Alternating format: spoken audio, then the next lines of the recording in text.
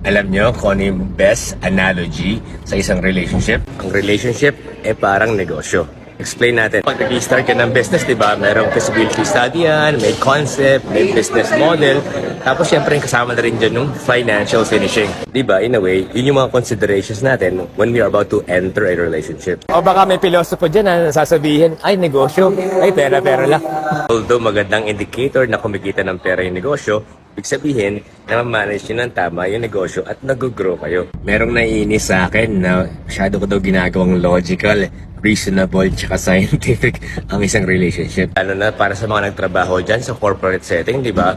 Napaka-importante sa isang kumpanya o negosyo yung vision tsaka mission. That is not to say na kapag maganda yung business model mo, kapag maganda yung vision mission nyo, magsasucceed na automatically yung relationship. At the end of the day, you have to take the leap of faith. You have to take that risk. Calculated siya, pero risk pa rin siya. Within the relationship or within the business, maraming mga changes yan, maraming struggles na you have to overcome and you have to adapt to so the business can survive.